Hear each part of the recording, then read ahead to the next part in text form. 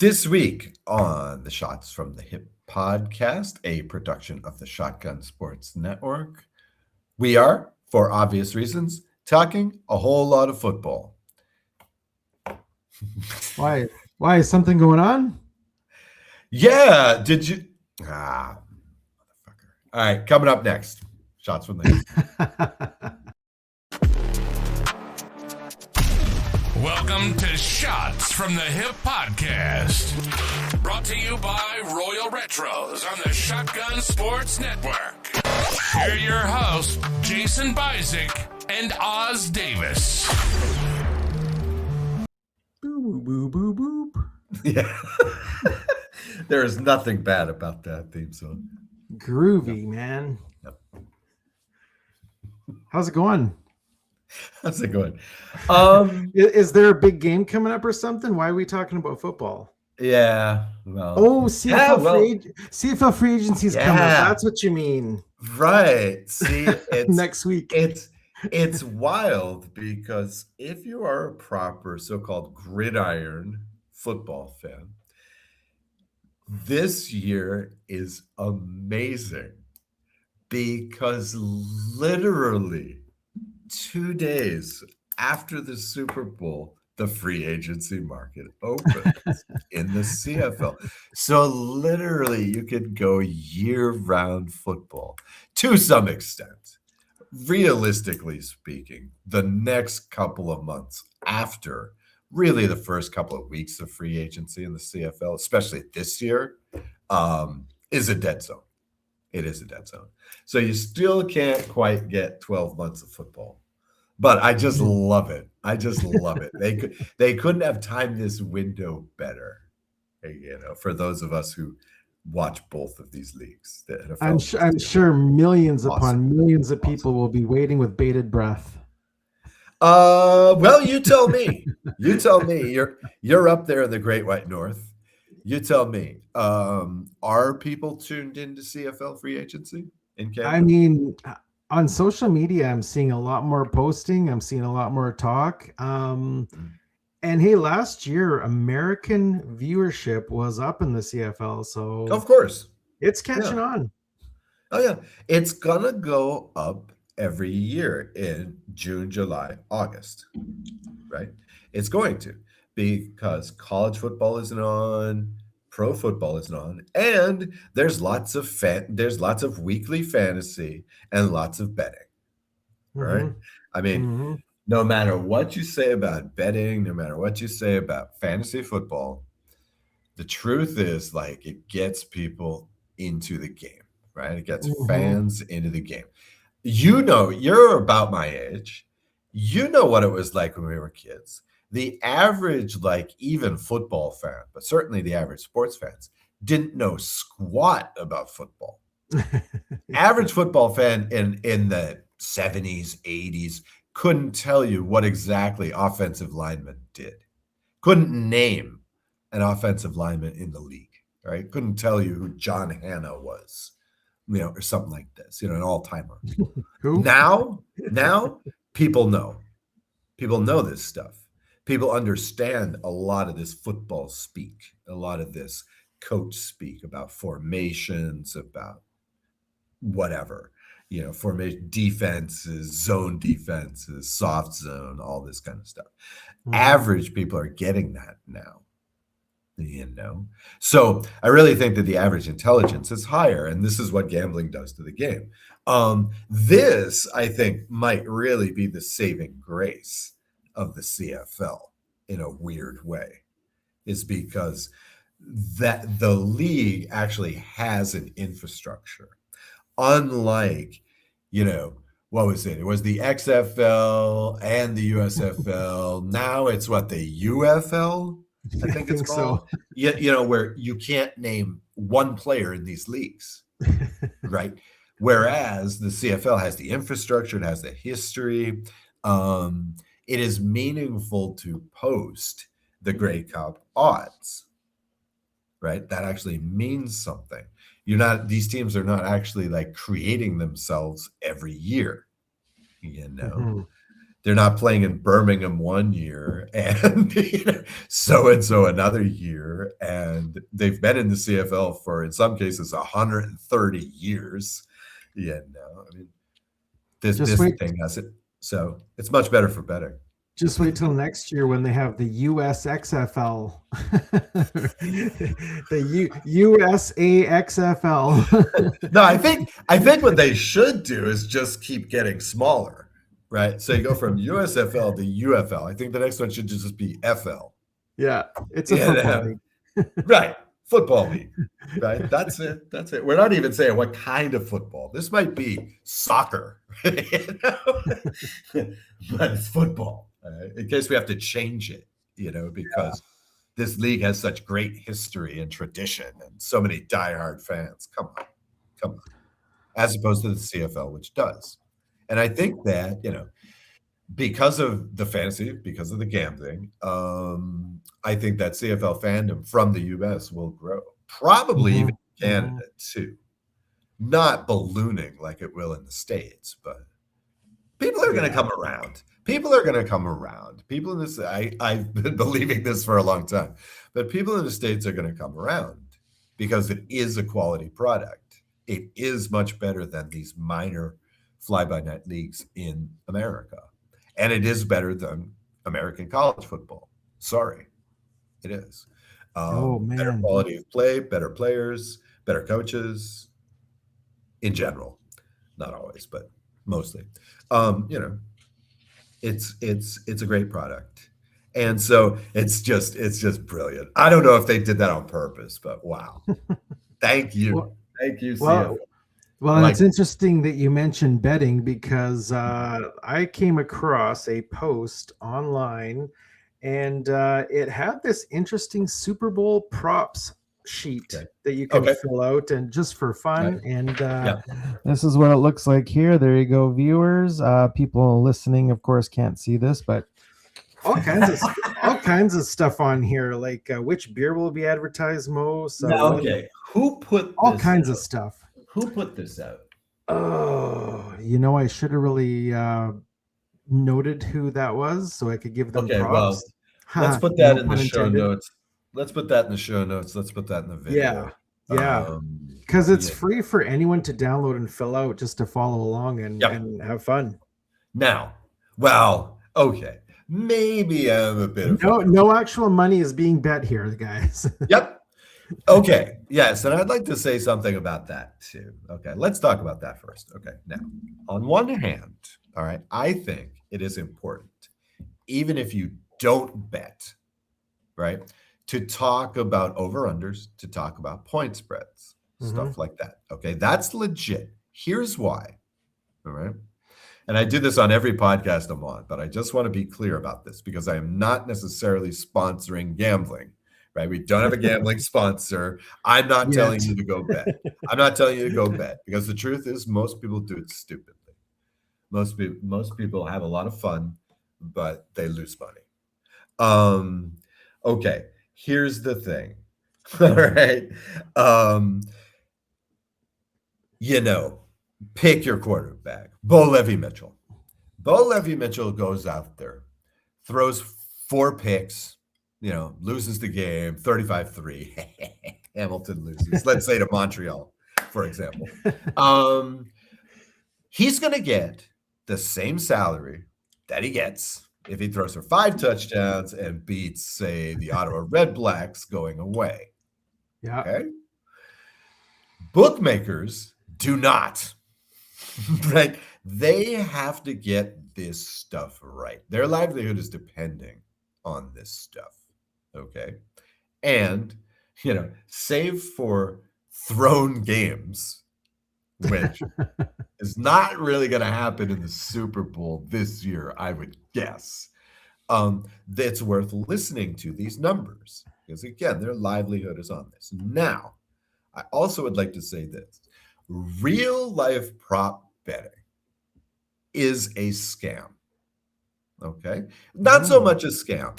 Not so much a scam, but realize this. You want to play props, that's great. It's fun. It gets the adrenaline going, but you must realize that you are going to lose. You are gambling. Same thing goes for fantasy football. There are way too many variables in fantasy football for most players to win by anything but luck. And I know I've won a couple of titles. I've won a CFL fantasy title. Okay. But still, it's a lot of luck. It's a lot of luck. All your guys have to stay healthy. And, you're facing, in this way, you're facing the same situation that real football owners are facing. Right. But still, there is so much luck involved. Props, same thing. Look, there's a million ways for Seattle to win this Super Bowl by 3 points. So what, you're going to bet on so-and-so getting 45 receiving yards? Again, it's fun, but don't expect to win, especially in the long run, because that's another problem with props. And what do I mean by props? It's basically any bet on which which does not depend on the outcome of the game, right? Don't bet these things because you're getting odds of like plus 120. Okay, here's a great example. JSN, Jackson Smith Njigba. Okay. His odds to score a touchdown in the Super Bowl right now, the payout is minus 114 to minus 120, depending on what book you're looking at. Okay. In the long run, that loses you money.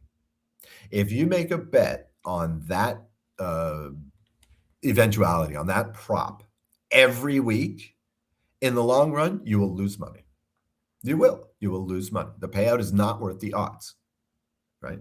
The odds are always lower than you expect. Okay. They must be. Again, this is the way the books make money. So even if you win, you lose on prop bets. Now, again, you want to have fun? Great. Now, contests like this are pretty cool, right? Because you can do prop betting. You can imagine scenarios about the game. And then when this stuff comes in during the game, it doesn't matter if you're playing for bragging rights and nothing else. It's fun. It's fun. But bet responsibly, as they say. Now, going back to I may be a curmudgeon. But I don't have much stomach for these. How long is the halftime show? I can't get into it. On this sheet of 32 prop bets, 32 propositions, let's say, 18 of them are related to the game.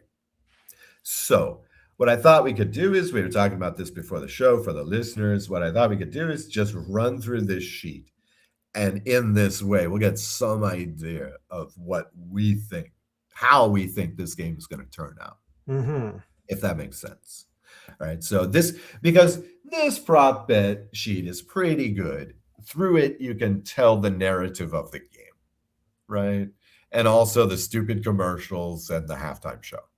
But again, I don't want to talk about that. That's one nice thing about being in Europe, by the way. I'm going to watch this Super Bowl with no commercials. So, sorry, everybody in the States. You have to watch these things. Yeah. Well, you have to buy it. You have to buy the rights. Well, sometimes that's the best part. Oh, no way. No way. See, again, I'm a curmudgeon. I don't believe that. Ever since 1984, right? The great Apple advertisement of 1984. For me, that was really the last time the Super Bowl commercials were relevant. I mean, okay, you've got Michael Jackson Pepsi ad one year. Cindy Crawford Pepsi ad. Yeah. And these days, what's interesting is in recent years, the major advertising money has been spent by who? Marvel Studios, right? In recent Super Bowls. They're kicking off new movies during the Super Bowl. Avengers was one of them. That was the first time they really laid out, was for one of the Avengers movies. But yeah, so, I guess I'm just not into it. I can't stand the commercials. I rarely watch the halftime show. I really think they should have retired the halftime show after Prince. when Prince played the Bears Colts Super Bowl. Oh my God. when he Perfect. played Purple Rain in the Rain. Yeah. It ends with Purple Rain. The rain starts. Oh my God. Oh my God. But he was doing everything, right? He was doing big numbers. He was doing covers. He was doing small numbers. I mean, Purple Rain was him with a guitar Mm-hmm. in front of the Super Bowl audience, and he carried it. Dude, retire the show. Just that's it. No, that's 11 out of 10. No one's going to touch that ever, I think. But I'm biased. I love Prince. So, okay, why don't you start us off? I don't care about the pregame show, but for what it's worth, I went heads. You? Pre-game show, I went tails. Okay. Deep dive. 8 of the last 12 have gone tails. Oh. Okay. So I'm fading this one. But again, this prop is literally a coin toss. Right. So it'll be a shame if somebody gets 31 and they don't nail that one. and I picked Seattle to win the coin toss. Okay, Seattle wins. Okay, I've got New England winning the coin toss. Oh, interesting. We're going head to head so far. Yeah, so we're deviating. Probably we'll split. Right? It'll be tails, New England. All right, so yeah, we'll just go through a few of these. I don't think we need to go through all 32. No, I just want to go through the ones related to the game. Yeah. Right? I mean, like, yeah. I don't even know the halftime show. I heard Green Day was playing the pregame. I was like, no, put Green Day at halftime. That's what I want to see. They killed the Grey Cup halftime show a few years ago. Yeah. That was one of the better Grey Cup shows that I remember. Tragically Hip, of course, was awesome when they played it. Okay, so here's some interesting ones. All right. Which will be the first team to score? What did you put here? First team to score, I said Seattle. Okay, I've got Seattle. All right. And all right, I'm going to skip to number 8. Okay, so first turnover of the game will be an interception. Will be an interception. Yeah. Okay. Thrown by Drake May. Okay. All right. Well, that's not part of the prop, but yeah. The one I do play a few props during the Super Bowl. After just ranting about it, I do throw a few dollars at props in the Super Bowl, right? Especially if I'm up for the year, right? So I threw a few dollars on this one. The one prop at my bookie that I could not mybookie.com, my sports site, is I wanted to get both quarterbacks to throw an interception. Right? Supposedly at DraftKings in the US. So if you're in one of the states where it's legal in the US, I don't know if DraftKings is legal in Canada.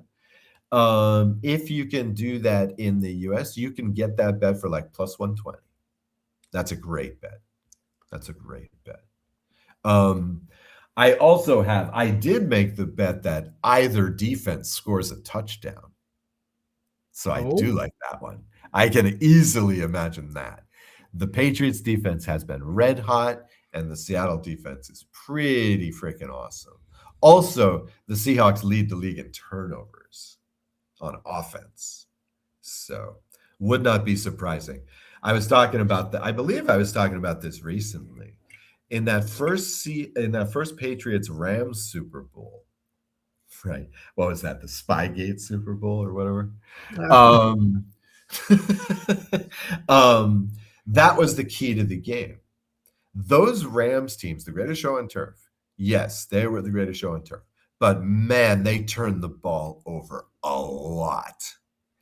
Every year in that span, it's 2.2 to 2.5 turnovers per game. They were flipping that ball a lot. And that was the thing about that Super Bowl. Like, the turnovers turned the game. So you can definitely see it happening to Seattle in this game. And that would be my main concern, right, is those turnovers, right? You can't let that happen. Now, here is an interesting one. in terms of player props. Okay, so, and this is a classic Super Bowl prop. Will the player scoring the first touchdown be wearing the even or the odd number? Okay, so what? I didn't even cheat on this and look at any of the jersey numbers. I just Okay, went with none of them. I Okay, just went with an even number. okay, okay. Even. All right. Let's see. I'm trying to. Okay, there it is. Okay. The only thing I looked at. Well, actually, that's not true. Okay, I'm not going to say that. Jackson Smith Njigba. Okay, he is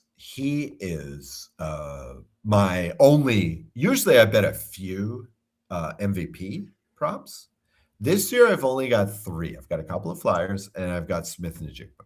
Okay, for a long time, I've been thinking either Cooper Kupp or Smith Njigba is going to dominate in the Super Bowl, right? Just because, I mean, these are the 2 guys that are 1-2 for offensive player of the year in the NFL. So I figure one of these 2 guys is just going to crush it. I mean, I remember Cooper Kupp's Super Bowl of a few years ago, et cetera, et cetera. So I looked at Njigba. He's 11. Okay. Who else do you get for odds? Unfortunately, not many, right? Kupp is 10. Okay. And Ramondre Stevenson is what, 32, I want to say, or 22. So basically, really, I felt like this one comes down to will Smith Njigba be the first to score a touchdown? And so again, I'm going with that narrative. So I said odd. So great. Apparently, I'm going to go with Kupp. Oh yeah, Kupp. Yeah, or who is the? That's the other one I have. I actually made this prop. Hold on, let me find his name. This is not on the sheet either. Anytime touchdown by, I keep forgetting his name. Anytime touchdown by Barner. A.G. Barner. I like A.G. Barner. He is the number 1 tight end in Philadelphia. They run him on running plays. They run him on jumbo sets. They run him a lot. he goes a lot on those short, 4th and short from the red zone situations. So I like Barner here to score a touchdown. I don't think it would be the first one, but he's 88. So that also helps your cause, I think. Okay. All right. Let's see. Which commercial will be shown first? Okay. You're into this. Let me ask you. All right. So which will be the first ad to be shown? Is it beer, chips, a vehicle? Oh, God. TV show, soda, or other?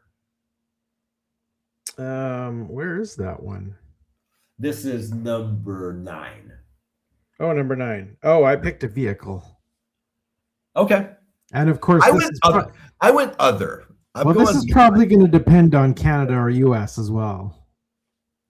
Oh, that's a good question. Okay. Okay. Well, we can, yes. That was stupid. All right. So I guess we can draw on this one. We can split. Push. Okay. Let's see. How about after? Okay. So a lot of these are TV again. Sorry, let me move it to the other side of the screen. Which side of the ball will be penalized first? I said offense. Okay, whose? Which offense? That's a good question. I'm going to say the Patriots. Okay, because kind of a trick question here.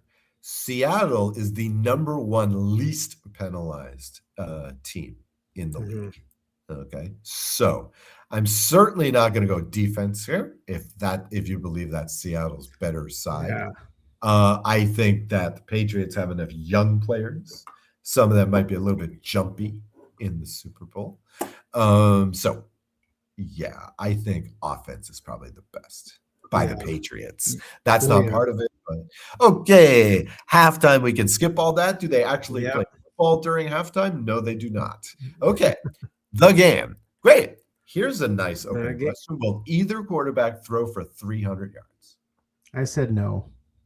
Me too. I think absolutely not. Will any player have 75 rushing yards? I said yes. You said yes. Who? I don't know. I don't even know any of them. Alexander? I'm being honest. I don't.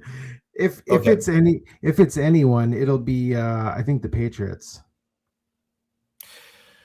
I guess. Oh, that's tough. I That's feel tough. like Seattle's defense has become it's no longer getting the credit simply because Matthew Stafford and Puka Nacua and Devontae Adams and etc. destroyed them last week, really tore them up. But that was the Rams, dude. Yeah. That was the Rams. This is still an awesome, awesome defense. They Remember both are. before, yeah. Well, right now, especially the Patriots. The Patriots, it's been nice to watch. They have gotten progressively better throughout the year. I mean, hell, in week 1, the Raiders were moving the ball against them. Sorry, no offense, but your guys weren't very good this year. What?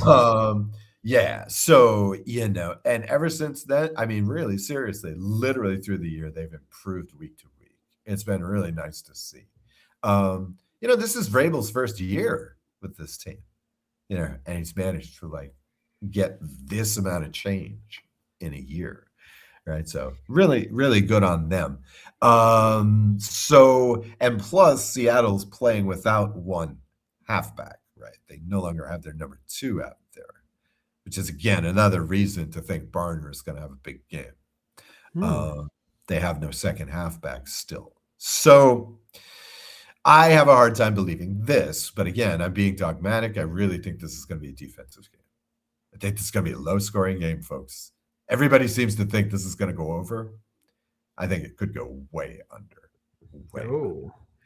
Okay, but here we go. Here's my guy. Will wide receivers Jackson Smith-Njigba and or Stephon Diggs score a touchdown? This is a softball. Yes. Yeah. Absolutely. Yeah. Softball. There's no question. No question. Okay.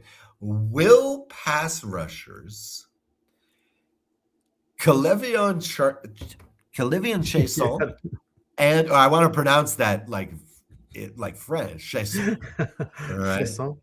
Yeah, Kalevion Chasson and or DeMarcus Lawrence record at least Lawrence record at least half a sack. So at least one. Yes. Either. Again, that's a gimme. I say yes. I have a tiny bet on DeMarcus Lawrence to win MVP at 100-1. You gotta like those odds. Wow. Yeah, that's pretty nice. Okay, here we go. Will either kicker miss a field goal or extra point? I think this is a gimme. I say no. I said no. Okay, great. No Norwood. Will any player score multiple touchdowns? Okay. At this point, I had to say to myself, okay, am I playing for fun or am I playing to win? All right. I decided I'm playing to win, so I said no. That was wise. I also said no. Now, at first I said yes, but then I saw the note that says passing touchdowns do not count. So I said no. Yeah. No, you got to score. You got to score. Yeah, I knew what it meant. I was you got to earn it. You got to earn it. You have to be the one crossing the goal line. Right now, again, I think the only player in serious contention, although I will make an argument later, to do this is Smith-Njigba. So again, I think that would be the better prop. Will Smith-Njigba score 2 touchdowns? And then the easy bet is no, but the scintillating bet is yes. I'm considering doing that. But again, see, this is prop betting. Again, this is a good illustration of prop betting. There's a million ways for Seattle to win this game. Smith-Njigba getting 2 touchdowns against a pretty freaking good defense is gambling. That's gambling.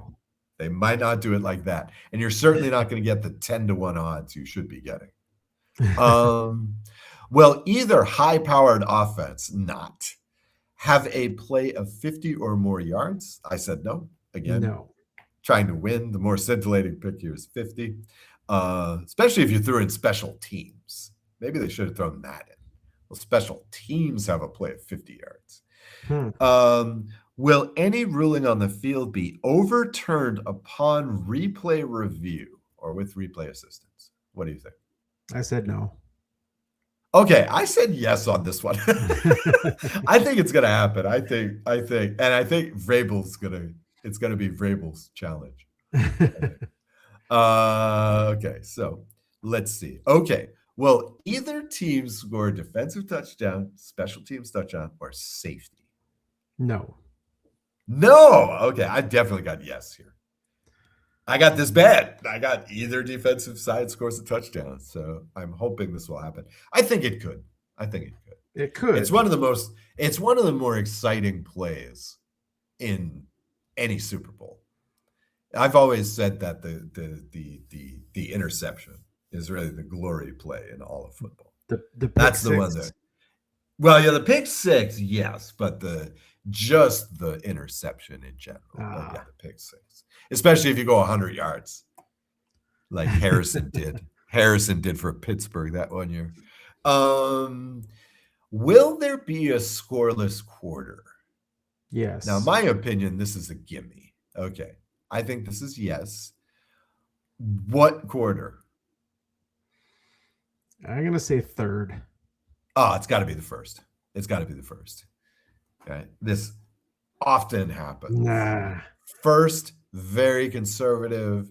They're just trying to figure out what the other one's game plan is. Often it ends 7-0, 3-0, sometimes nothing.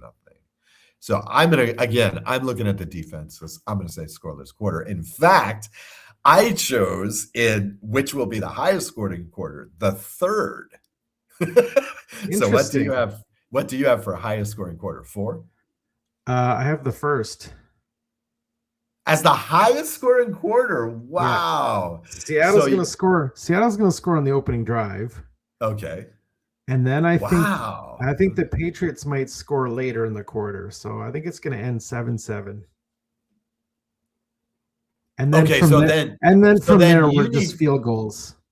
Well, then if you see that narrative, you should pick this option. 2 will be the same. Right? Because you just called 7 in the first and 7 in the second. I guess would depend. That would depend then on 14 in the first. It'll be 7-7 in the first quarter. Yeah. Okay. Oh, okay. I see what you're saying. Yeah. I see what you're saying. Wow. 14-7.5? Because I thought you were looking at about a 10-7 game there. it'll be 7-3 after the first, and then 10-7 final score. Okay, so which beer? Oh, I could care less. Yeah. Which product? My favorite is always which color Gatorade will be dumped on the winning coach. Right. That's a love-hate. People love this prop. There doesn't really seem to be a system. And one of the interesting things is that this year, orange is a favorite. Right? Orange is getting the shortest odds. Okay. Now, why? Apparently, this hasn't happened. For people who keep track of this stuff say that this hasn't happened in 8 years. There hasn't been orange. Right? Mm-hmm. But I guess they're playing in San Francisco, but I don't know. Are there oranges there? If it were Southern California, I might believe orange. If it were Florida, sure. But I don't know. I even went as far as to try and Google what color Gatorade the Seattle Seahawks use the most. Right. I couldn't find nothing. Right. See, you always want to go like it's going to be team color themed. Right. So Seattle this year would have to have the like yellow green, like the classic, like the original color. Right, because they even have jerseys that are not dissimilar from that color, the day glow green ones. The Patriots, then, by this logic, you would have to say red, blue, whatever. But I think like the teams make these choices. I think that they have like 2 or 3 different kinds on each sideline. I was going to say, you know what my theory is? My theory is both teams have different kinds on the sidelines, and Right. it happens to be whichever one is left or whichever ones the players happen to grab. Yeah, of course. Yeah, which they like the least. Right? Now, apparently, millennials and Gen Zs love the blue stuff. Right. This is They true. love the blue drink. Yeah, yeah. And you know how it is. I mean, I can't. That stuff looks like Windex, man. Well, That blue Gatorade. they I can't drink have the that. they can't have the red one because it's got red dye in it, and that's the ADHD thing. Yeah, And, yeah. See, I don't drink the red one either. My personal favorite is the clear. I like the cherry, the clear cherry. That's my favorite type. But I just went with yellow. I mean, this is a luck guess, right? So I'm I just went going to with go with the orange. original yellow. Okay, I went orange. with There you go. orange. You've got the favorite, so good for you. But see, again, if you need any proof that prop bets are gambling, this is it. All right, so all right. All right, here's the big question. I'm going to press you for some details too. Who will win Super Bowl 60, LX, if you like? Lex Luthor. Who will win? And you got a score? You want to go with the score? I picked Seattle to win, Okay. and I'm gonna say the score is going to be. I'm gonna say 13-7. Really? Wow. Low scoring. No, I'll go 13-10. 13-10. 13-10. Okay. Now, is it a good game, or is it just like the Rams Patriots 13-3 of a few years ago? That was a bit of an embarrassment. Is it going to be like that, where it's just the offenses can't get it going? Offenses can't get it going except in Jigba will score a touchdown. Patriots will score a touchdown. I'm gonna say Drake May is actually gonna rush for a touchdown, I'll say. Okay. And then the rest is field goals. I think it's gonna be a defensive game. Very defensive. Okay. Yeah, I was looking for a good scorigami for this game. I have one bet under 50 points. Now, the over under on this game is 45 and a half. Yeah. And Seattle's favored by 4.5. That seems to be holding. It opened at some places at 5 or 4, but now everybody seems to be at 4.5. So that means I always like to project out the score that they think is going to happen. That means they're looking at like Seattle by about 24-20, 24-21. I wouldn't even say that. So it'd be 24-20. Yeah, 24-20 would be the score that they're looking at. Now, I have a question for you. Yeah. Speaking of the over under and the who's favored or not. Yeah. If I were to bet right now on the 45.5. Yeah. And say 3 or 4 days later that changes, I still get my 45.5, right? Yeah. Whatever you bet it on, it stays. Right. Whatever you bet it on, it stays. In fact, obviously, I was able to hedge on Patriots +5. Oh. Because I caught it like a few hours after the last games ended. And so, yeah, that was one of the few books that ever had 5, my book. So so I got Patriots at 5. So that's a nice little hedge. That half a point might really be useful, especially if you're going to go with the scorigami. So let's see. I have 25-18 is the scorigami. And that still hits the under.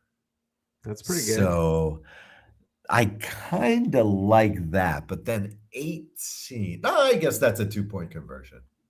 Okay. All right. So why don't I go with that? However, I do have an alternative narrative and Oh. score for this Super Bowl. Okay, the dream narrative that I'll also give later The on. dream. That one's just my fantasy. So yeah, all right, I'm gonna go scoregami 25-18. Okay. Yeah. I bet on Najigma's MVP, so I'll take that right here as well. I'll say he's the MVP. I like betting on the receivers in the MVP prop. I think I that's went good. with Sam Darnold.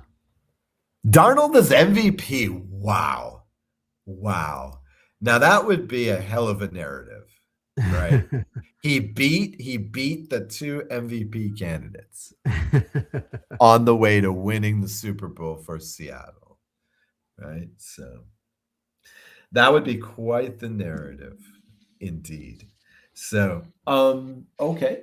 So you want to do discuss, debate, delete? I think this will be short, discuss, debate, delete, and defer because we've taken so much time on the Super Bowl. Of course, the Super Bowl. Everything's bigger in America, and there's nothing bigger than the Super Bowl. No. So that's good. You don't think? What's bigger? What's bigger than the Super Bowl? The president? Come on. Wow. No, the Super Bowl. It's the biggest thing in America. The current one thinks he is. Yeah, right. Yeah. Let's we're not go into talking politics. But we live in reality. That's the difference. We live in real world. Okay. So anyway, all right. Let's go on to that discuss, debate, delete. You want to understand? You want to explain the concept? Yeah. So I'm going to give Oz 3 topics, and Oz will decide which he wants to discuss, debate, or defer until a later show. Okay. All right. Okay. Great. Topic number 1.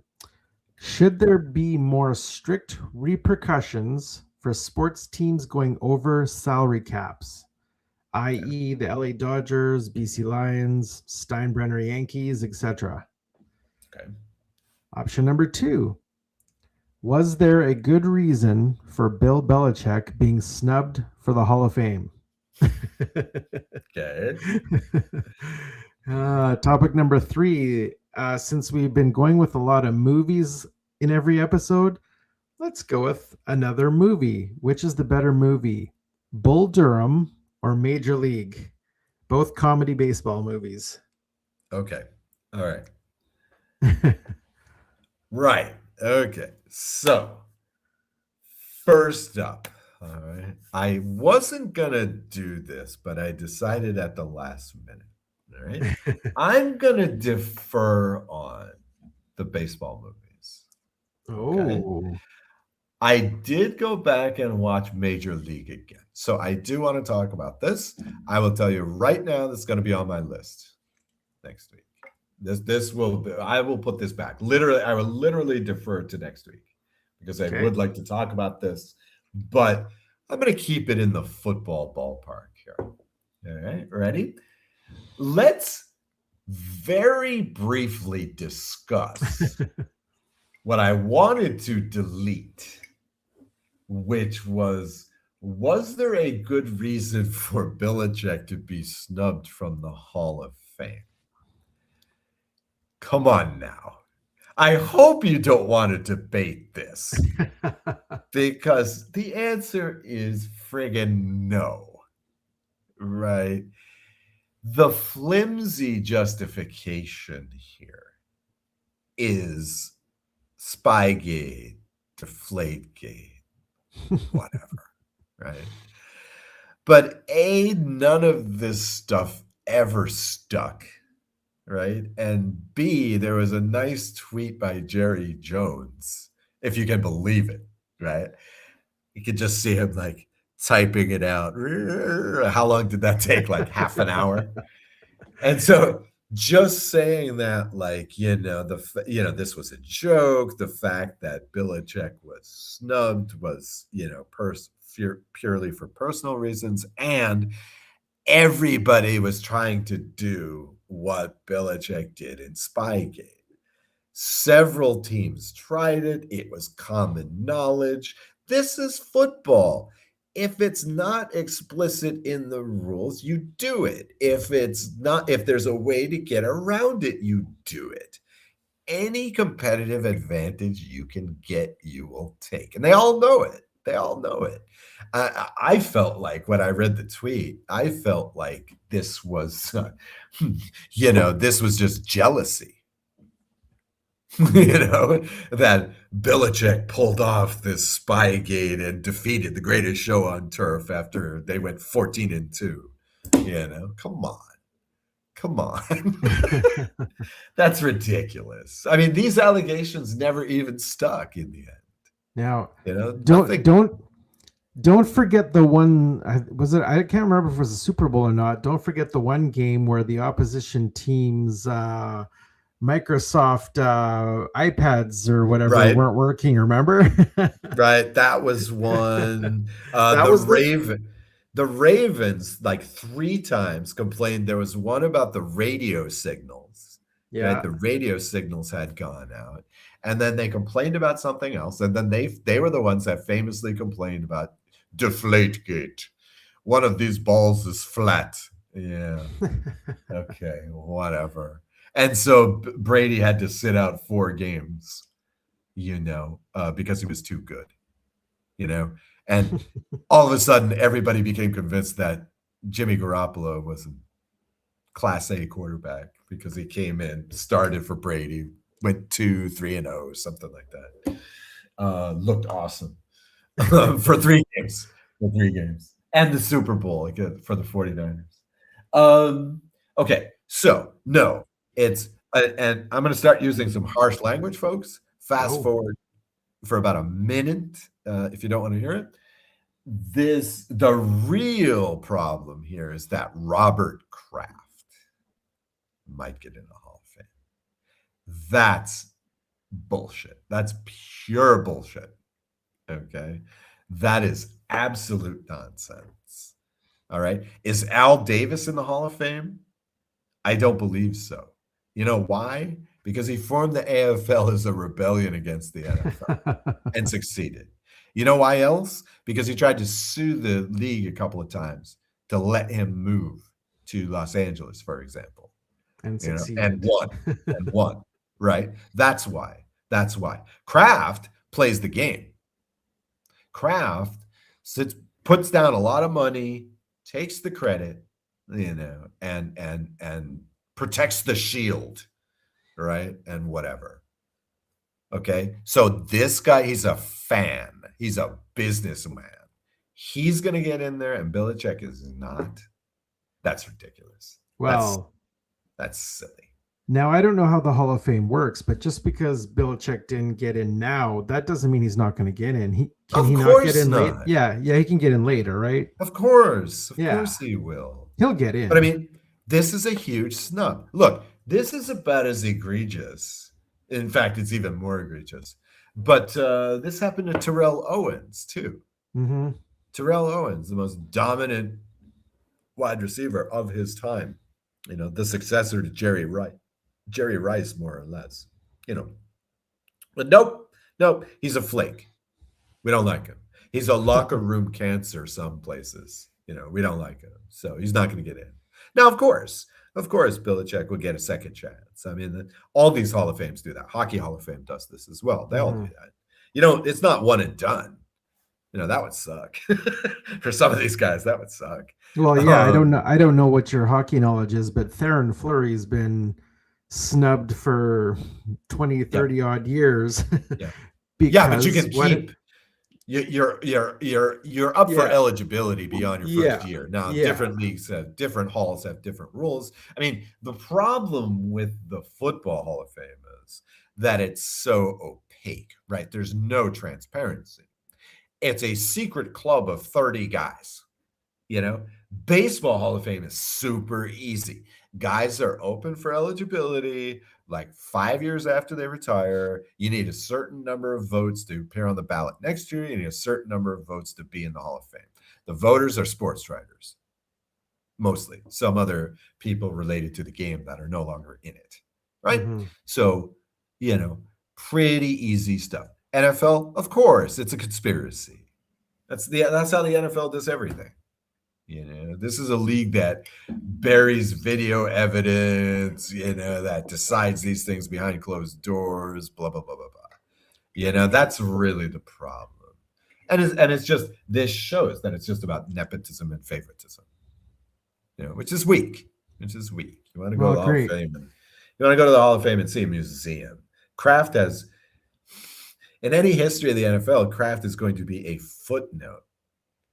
Belichick and Brady will have a chapter. They dominated football for 20 years. What did Kraft do? He hired Bill Parcells that one time. Come on. All right. Well, there went our chance of being sponsored by the NFL. Right. Exactly.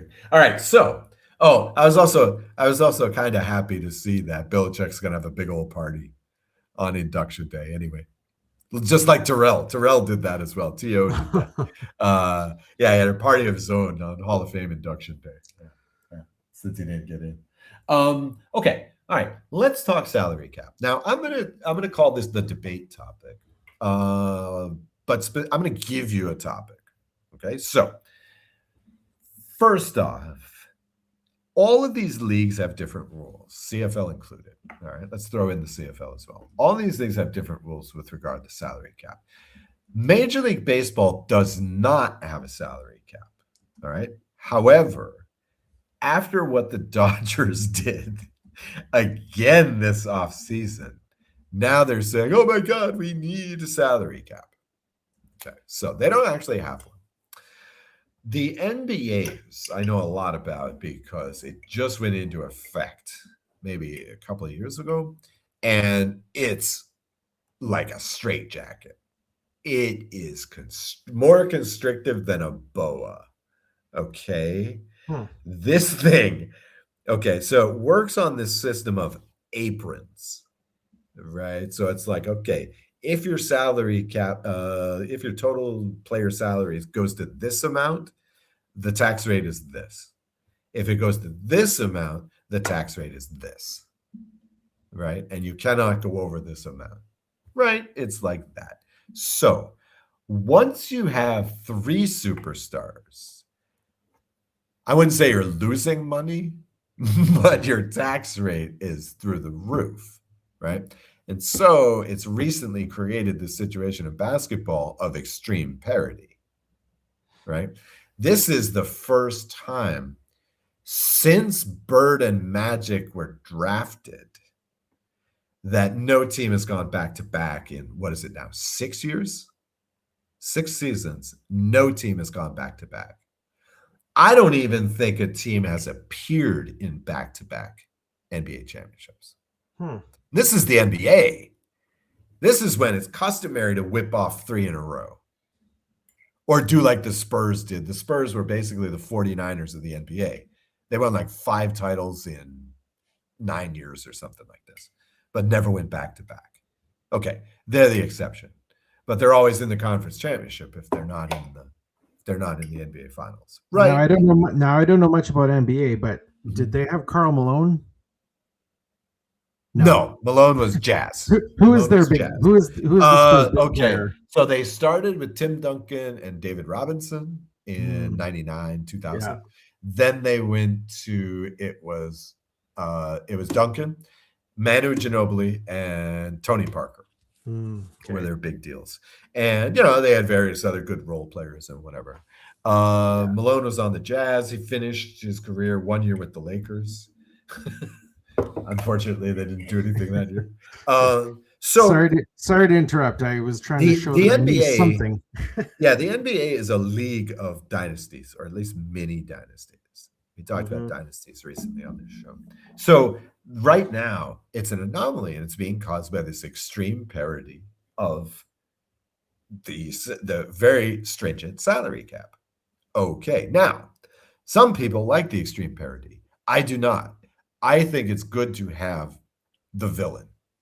I think having the Patriots is great. It's a nice measuring stick. Or in the CFL for a long time, the Stamps, right? It was nice to have that team that was always there, right? And you had to measure yourself against them. Of course, the CFL always has a bad guy, and that's the Riders. But specifically, the 21st century Stamps have been that measuring stick, like the Patriots, until recently. I mean, I've had a couple of off years in the past few years, but in general. So I think it's good. If you like parity, great. You like a hard salary cap. Now, the question I have is, in these leagues, Jason, what are you going to do, man? What are you going to do? Yeah, I don't know. You know? I mean, teams just purposely go over the cap and just pay the fine, right? And it's, I mean, if they make the money, they can pay the fine.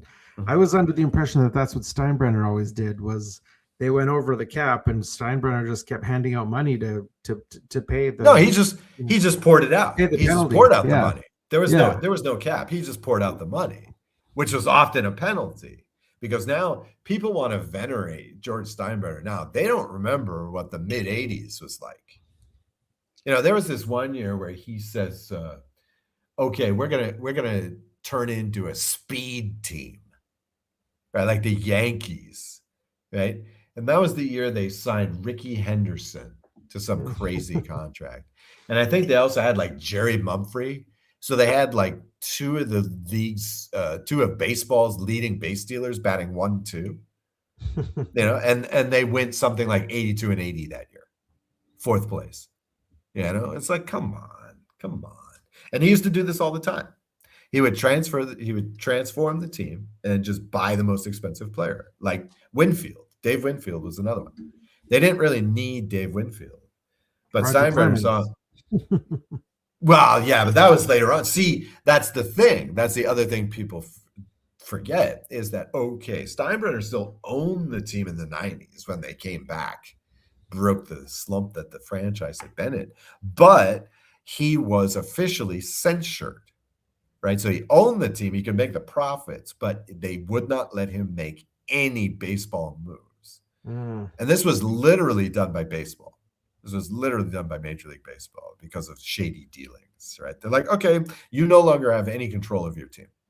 Well, you can make money, but that's it. And that's when they started winning. Was that he couldn't make the stupid decisions. You know, I mean, it was basically an incompetent Jerry Jones, right? Or a less competent Jerry Jones, let's say. Okay, so what do you do? Here's the thing that most people don't understand, and here's where it's important to know your history, right? Curt Flood in baseball becomes a free agent in 1972. Okay. Everything since then with player salaries and player strikes is retribution for 103 years of total control by owners in Major League Sports, right? That's the thing. This is still the blowback from 1869, right? Honestly, these people had no rights. These players, baseball players especially, but football players, you bet, basketball players in what smaller leagues were around back then, right? These guys were exploited to the hilt. Right now, of course, they're going to grab all the money that they can. Of course they are. Of course, they're going to vote against, the players' unions are going to vote against a salary cap or whatever. I guess here the CFL is an exception because the salary cap is in place because of economic realities. But as far as I'm concerned, I think you should take the salary cap right off. There's no team that's extremely rich. Okay. No, that's true. No team is making money hand over fist, right? Because the CFL is depending on audience, right? Which is definitely the wrong way to go in the 21st century. They're depending on people sitting in the stadium seats. That's not the important thing. So, if somebody wants to pay Nathan Rourke $5 million to play quarterback for a season, let him. Let him. Rourke has to realize, however, that he might not get that again. He might have the killer MVP season, go 18-0, win the Grey Cup, and next year nobody's going to offer him more than $1 million. Right? This is the CFL. But I mean, why not? Why not? If somebody actually, if one of these owners or communities actually wants to spend that kind of money, why not? Let them. I mean, it would be awesome for the game to have an 18-0 team. It'd really catch the attention in the U.S. at that point. It would. That would be a big deal. That would make Sports Center. They'd be talking about that. 18-0. They could go 20-0, right? You have a team go 20-0. Sure. Why not? Let them build a super team. Build the Argonauts again. Build those mega money Argonauts. Why not? So I don't know. What are you going to do? Anything you do takes away player rights. That's true. That's true. So, now at some point you may have to do that, but it's going to be a hard sell. It's going to be hard to convince these guys that the owners are not going to screw them afterwards. But that may have to happen. So I don't know. That's what we should really think about when we have this debate, because it seems like an outrage, especially if you're a baseball fan, because the Dodgers have become the Yankees, like just spending, just getting every good player possible, every great player possible. Players in the CFL are still getting screwed. It seems to me. Who just got released this week? I think it was Trey Ford got released by the Elks because he was about to get a bonus for some kind of roster bonus. Yeah. Past a certain date or something like that. No. Is what I was told. Well, he wasn't very good. He wasn't. He didn't have a good season. If he had a good season, they would have kept him. He would have got that bonus. So, that's not getting screwed. That's just. And now he's going to play backup to Bo Levi Mitchell. Is he? Yeah, he signed in Hamilton. He went to Hamilton. Yeah. Yeah. So, but anyways, I digress. I've been so hyper focused about the NFL and the NBA, man. I haven't looked at CFL in a while, so I guess I will have to next week. You keep the talking season's about starting. You keep talking about the NFL. Is something big happening? Like, what is going on? Come on, you're still going with that joke? All right. Let's see. All right. So let's wrap it for discuss, debate, and defer for this week. I would like to, as is our want, talk about the sponsor of this show, RoyalRetros.com. Of course, when Royal Retros says retro, they mean retro paraphernalia.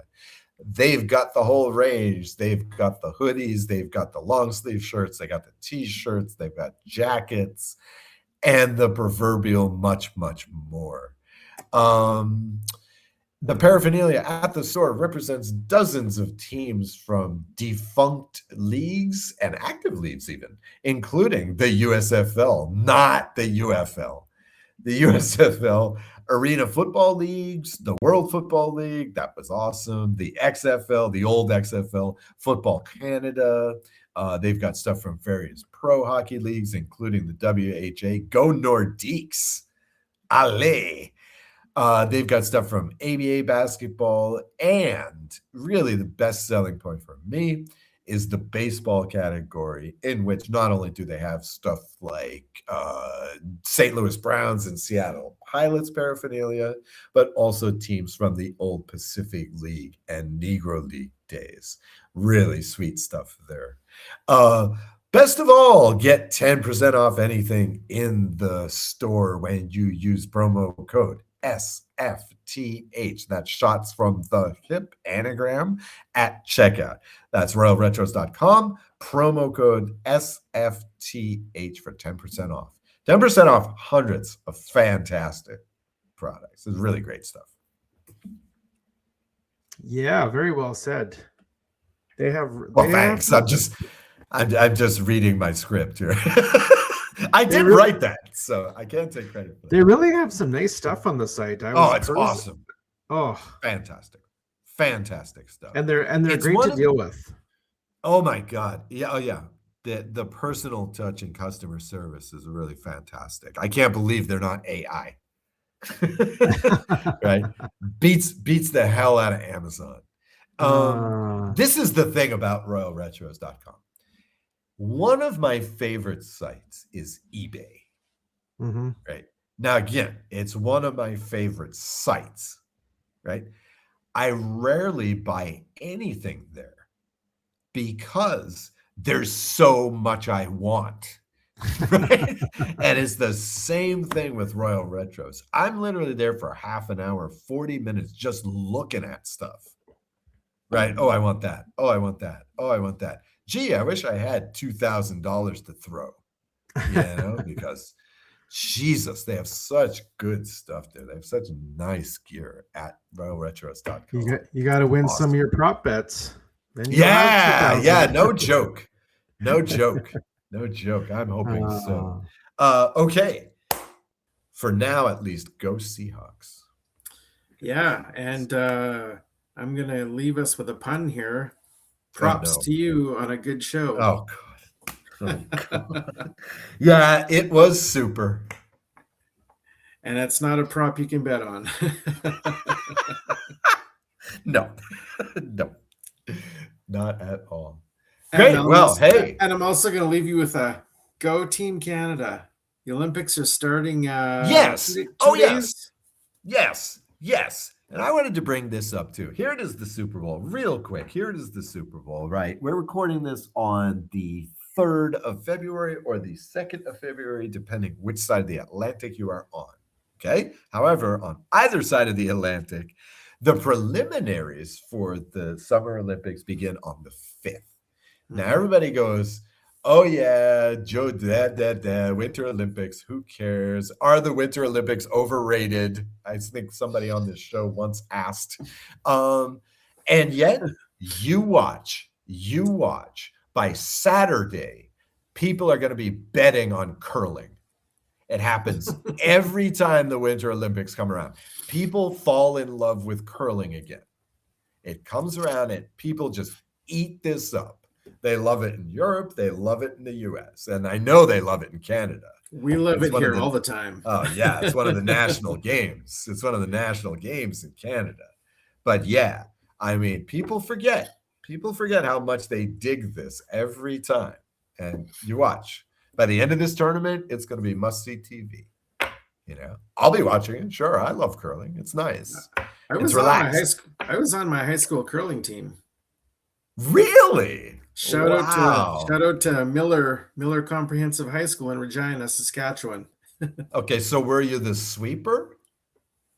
I wasn't the lead. I think I was the second. Okay, the second sweep. Yeah. Wow. Nice. Nice. Way back in 1993.